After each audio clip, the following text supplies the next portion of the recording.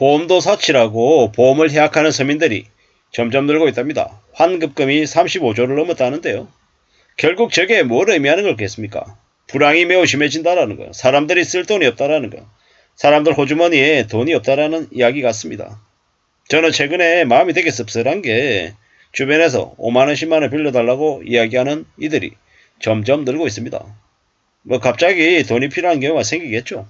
근데 그런 얘기를 갑자기 이제 한 정도로 경제가 그렇게 안 좋은가 뭐 이런 생각들이 들더라고요.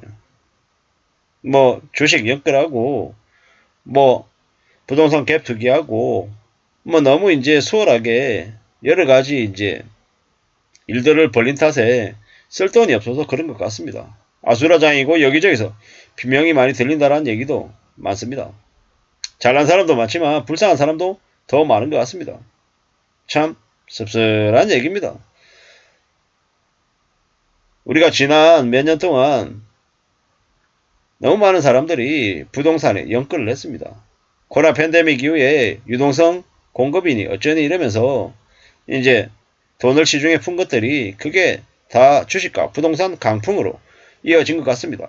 그 때문에 무수히 많은 사람들이 힘들어진 것 아닌가 라는 생각을 해봅니다. 앞으로 얼마나 많은 사람들이 몰락하고 무너지고 망가질까 걱정이죠. 참 우리는 앞으로 살면서 남들하고 비교하는 그런 생각들을 대거 이제 버리게 될 것 같습니다. 왜냐? 경제 안 좋아지니까요. 남들이 어떻게 살든지 말든지 내가 어떤 모습을 내보이는지 전혀 개의치 않는다라는 겁니다. 남들이 뭐라 하든 간에 내가 찌질을 살든 공상밖에 살든 전혀 개의치 않는다라는 겁니다. 그래도 괜찮다라고 생각합니다. 사는 게 뭐겠습니까?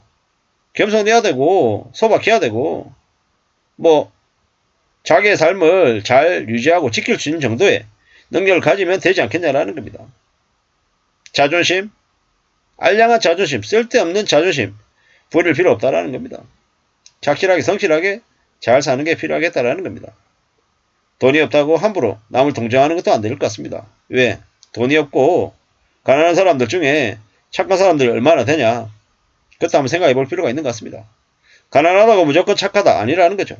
약자라고 경제적인 약자라고 무조건 도와줘야 되는 것도 아니다라는 겁니다. 사람에 따라 다 다른 것 같습니다. 오죽하면 보험금을 해약하겠냐라는 생각이 막 듭니다. 여기 이제 예시는 5년 전에 가입한 저축보험을 해지했다. 환급금이 400만원으로 원금이 648만원에 훨씬 못 미치지만 생활비가 빠듯해서 어쩔 수 없다라는 거죠. 물가가 오르면서 몇만원씩 내는 보험료도 사치다라는 생각을 했대요. 고물가 때문에 서민들의 살림이 팍팍해져서 중간에 보험을 깨느니까 급증하고 있다. 이러는 거죠. 참 씁쓸한 얘기입니다. 씁쓸한 얘기.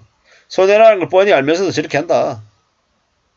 현 추세로 가면 2023년에 해약, 효력 상실 환급금이 40조를 넘기면서 이제 2022년하고 비슷할 것 같다라고 얘기한답니다.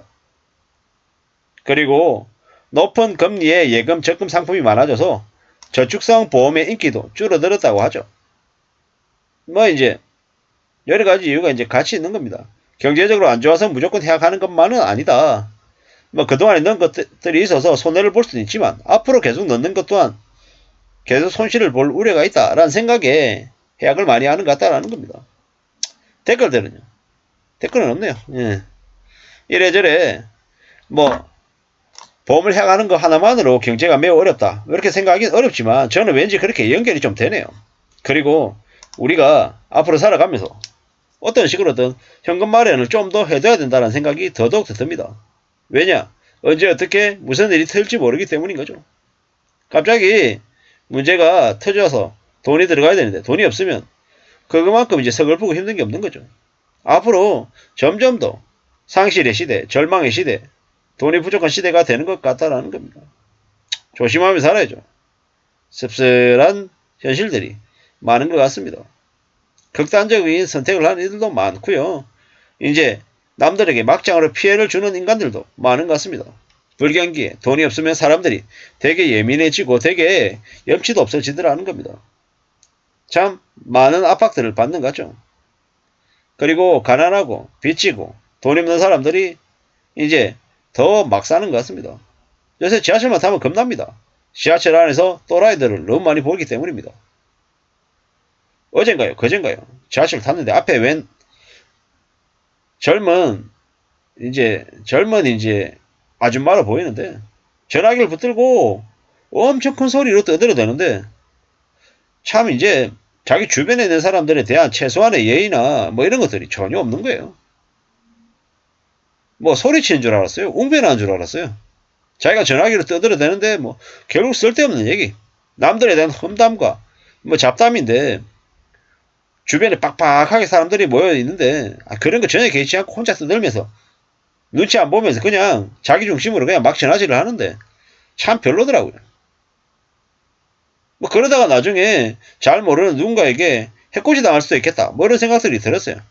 괴롭힘 당할 수 있다라는 거예요.